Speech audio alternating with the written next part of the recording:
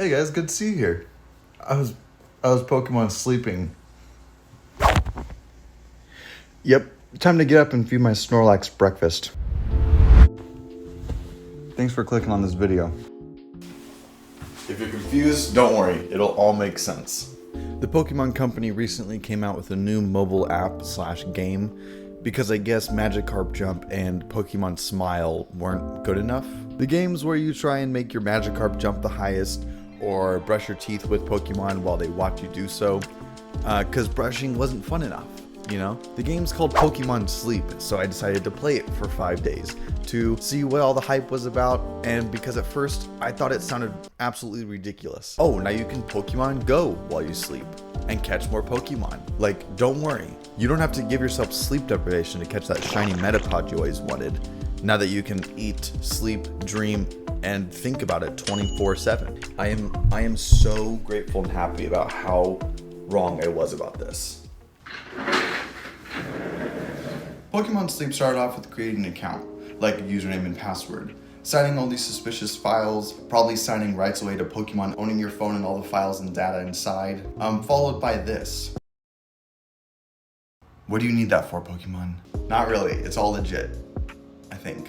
In Pokemon Sleep, you help Professor Neroli, a professor specific to this game. You help Neroli research the sleeping habits of Pokemon on these islands full of Snorlaxes who put these Pokemon to sleep. The gaming aspect comes into play when you realize the Snorlax has power, or sleeping power. The higher the Snorlax's sleeping power, the more Pokemon it puts to sleep around it. And just like in any other Pokemon game, they can't stray too far away from, here's a starter Pokemon to help you out. Anyway, I named him Ralph. It was 3 a.m., okay? What would you have named him? Actually, let me know. What would you have named him? Let me know. After you've made your way through the not so long tutorial, then you decide your bedtime. Then it's off to bed for your first night. The alarm clock function in this game is easy to use, functional, and pretty convenient. That is, if you're okay with Pokemon Company knowing when you fart in your sleep. I'm a heavy breather when I sleep, I found out.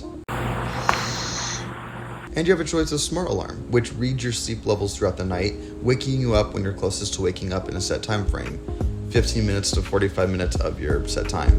Now, it might wake you up earlier than expected, but I think it's better than waking up groggy and tired and all that.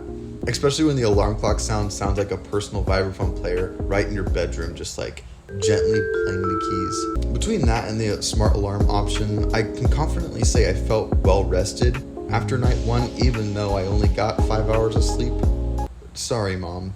So then it tells you all about your sleep the night before, with 3 categories: dozing, snoozing, and slumbering, each one a deeper sleep than the one before, all contributing towards a sleep score that will power up your Snorlax. Bigger score means more sleeping Pokemon, which you can then feed biscuits to befriend and keep them on your island, to then get snacks from them later on to feed your Snorlax. Sleeping is the only time you can power up your Snorlax, though. If you wanted to do it throughout the day, you could do that as well, with 6 a.m. to noon being breakfast time, noon to 6 p.m. being lunchtime, and then 6 p.m. to 6 a.m. being a full 12-hour dinner time. I will admit, sometimes I did forget to feed my little Snorlax, but it doesn't matter though, because just like feeding your Snorlax these small snacks you get from befriended Pokemon, big meals just help him level up faster. It's a faster way to get him from level 1 to level 2. So if you do forget, it's not a big deal, it just makes you feel really, really, really bad. Pokemon Sleep has lots of cool features that you'll have to play to experience yourself, like missions. Some of the nicer features that I think are really interesting are having a set bedtime and having a required amount of sleep that you have to sleep in order to get the most power possible for that night.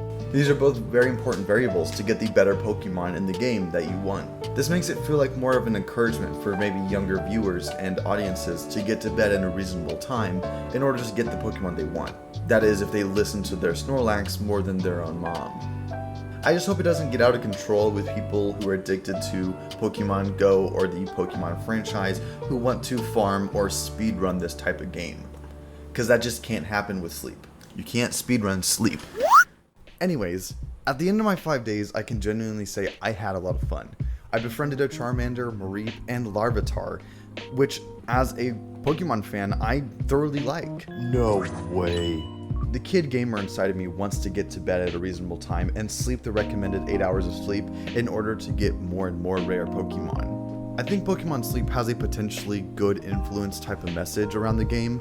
It's cute, fun, and addicting around the idea if you sleep better, you play better. It's smooth and, from what I've seen and played so far, bug-free. It's easy to navigate, kind of a straightforward playstyle, and not confusing. My only complaint is that you don't have enough biscuits. You get a singular biscuit after you sleep. Using one of these biscuits will result in half befriending a Pokemon. Feeding it a second biscuit at a later date will result in it being fully befriended, but it has to be at a later date because the catch here is you can't save the biscuits. You have to use the biscuits the morning of after you sleep. Otherwise, they will disappear. So the problem with this is if you find two Pokemon in one group that you really like, you're going to have to decide between the two unless you find them later on, which could potentially be a rare Pokemon that was hard to find in the first place. With all that being said, I'll probably continue playing this until I get bored of it or just forget about it. And I suggest trying it. It's a fun experiment to see how well you sleep while also getting cool Pokemon to see them sleep in a cute form. I give this game a solid 4.5 sleeping Snorlaxes out of 5. But I want to know what you guys' thoughts are. Leave your comments down below of what you think about Pokemon Sleep, and let's have a discussion about it. I'd love to chat with you guys. But I hope you guys enjoyed this video. I really enjoyed making it. I'll catch you guys in the next video. Thanks for watching. Bye.